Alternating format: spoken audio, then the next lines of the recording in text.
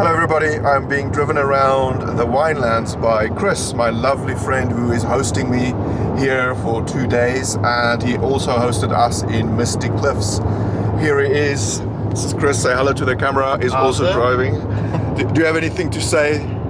South Africa at its best. Yes, indeed. Yeah, he's showing me a side that I've not seen yet, so thank you so much, Chris. I really appreciate it. And thank you also so much for driving us around and just being a fabulous host. So we are heading towards Tulbagh, which is a lovely town here in the winelands that was flattened by an earthquake in 1969, isn't it? I'll double check that. But yeah, not so long ago, within our lifetime, this town was hit by one of the biggest earthquakes that South Africa had experienced in modern history, and it was a big disaster. And here we are walking through one of the main streets of the quaint little town called Tulbagh. There are lots of great examples of beautiful Cape Dutch architecture around, dating back to the 18th century. So a very heritage-rich town this is.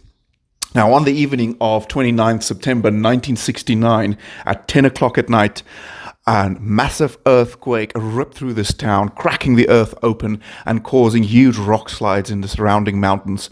The shock measured 6.3 on the Richter scale, and it was strong enough to cause panic among residents of Cape Town, which is 100 kilometers away, and even as far as Durban, which is 1,100 kilometers away.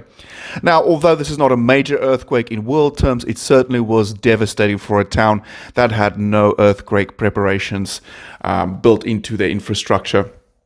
Since their area is also relatively well populated, there was also loss of life, and extensive damage was caused to property in surrounding towns as well. If you can imagine, also the further outlying poorer neighborhoods were completely flattened, and many thousands of people were left homeless. Telephone lines and power lines and water supplies were immediately cut off, and it took at least an hour for the first radio call to make it outside to a town called the Parel, where police picked up and sent reinforcements immediately. Further phenomenon caused by this earthquake was in the surrounding mountains, where brush fires were caused by massive rock slides.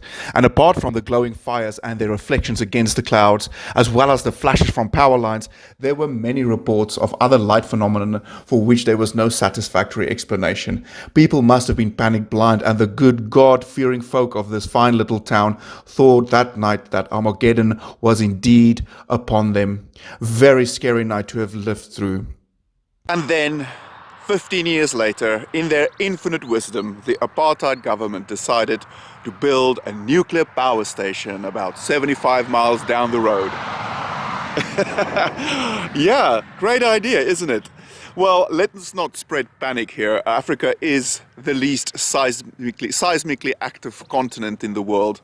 And earthquakes is not a problem here, but this part of Africa and this part of South Africa is the most seismically active part.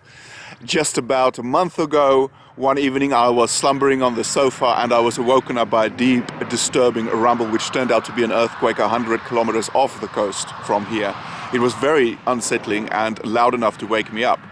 So it's definitely seismically active on a day-to-day basis. So it makes you wonder, is it really a good idea to build a nuclear power station here that only provides 2% of the country's energy needs? Is it worth the risk? I think it's worth reconsidering. The power plant is just behind me. It's about 30 kilometers north of Cape Town. This is the closest I could get to it. I'm going to see if I can get a closer shot from the entrance, but as you can imagine, when you start filming nuclear power plants, people get very paranoid very quickly. So I'm not sure if I can give you a better shot, especially the weather isn't great today, but let's go and see what we can do. So we are looking towards Cape Town now. It's 30 kilometers from here. I'm zooming in on Table Mountain, which is covered in clouds this morning. It's beautiful. And then you can see all the power pylons leading up to the power plant, which is there in the distance. You can just sort of make it out, sticking out over the horizon. What also makes this funny is we are actually here. This is the Tulbagh Nature Reserve. So they surrounded it by a beautiful nature reserve that is closed at the moment due to COVID. And it's a funny thing. It's beautiful, and they filled it up with very beautiful wild animals. And it's almost like saying, look, it's all fine. Nuclear power is your friend. We can be next to a nature reserve. All these little tricks. Okay, I'm now just sitting here outside the main entrance to Tulbagh power station. I'm going to get out and give you a shot of the power station, but I'm not going to take long because I'm pretty sure we're going to be removed very soon by security. But yeah, this is the only power station in Africa still. It was the first one and still the only nuclear power station in Africa.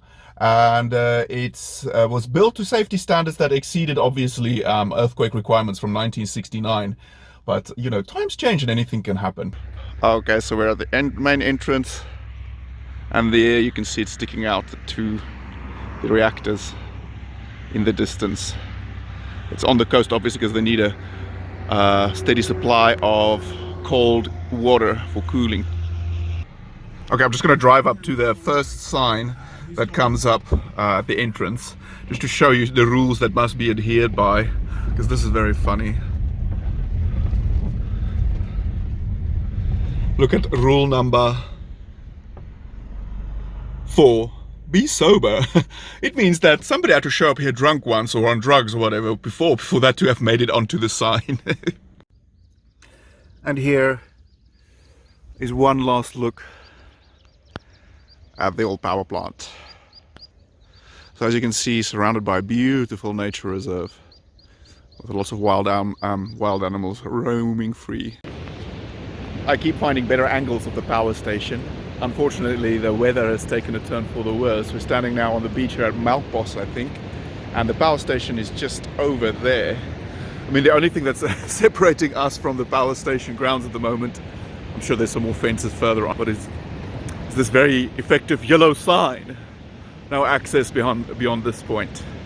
And there it is. If we zoom in a little, again, looking quite ominous in this type of weather. Ooh. Oh.